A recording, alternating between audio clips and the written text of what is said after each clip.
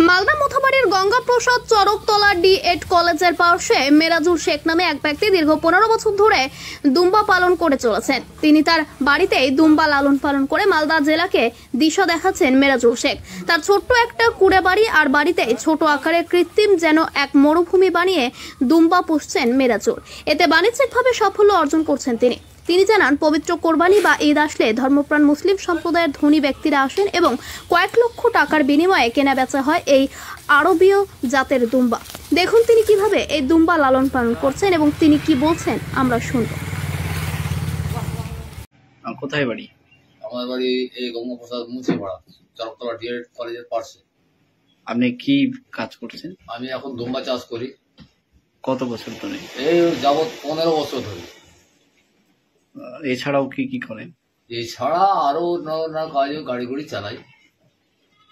তো কতটা দুম্বা চাষ করছেন? এখন বর্তমানে 12-13টারও মা আছে। কতটা থাকে? 20-25টা। এগুলো আবার কিভাবে মানে করেন?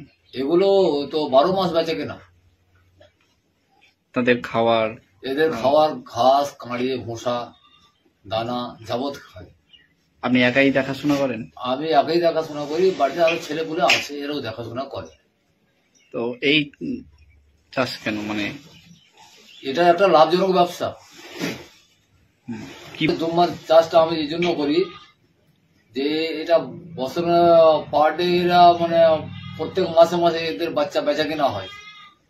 এরা এক একটা বাচ্চা মুনাসিব রেটে, এগুলো পিওর তুর্কি, এটা অরিজিনাল কোয়ালিটি, এর উপরে কোন কোয়ালিটি হয় না। এই যে এটা 3 মাসের বাচ্চা, 2 মাসের বাচ্চা, এটা মোটামুটি 42 কিলো ওজন আছে। ওটা 1 মাসের বাচ্চা আছে, ওটা মোটামুটি দেখো 25 কিলো, পিওর তুর্কি। এগুলো কোথায় নিয়ে গিয়ে বিক্রি করেন? এগুলো বাড়ি থেকে 12 মাস বিক্রি হয়।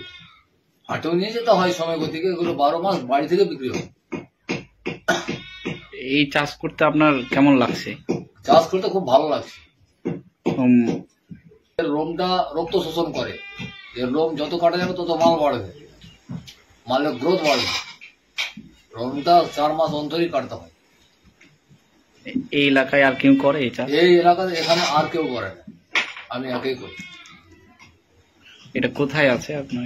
এটা ওই চরকতলা ডি.এড কলেজের পাশে গঙ্গাপ্রসাদ মুন্সিপাড়া।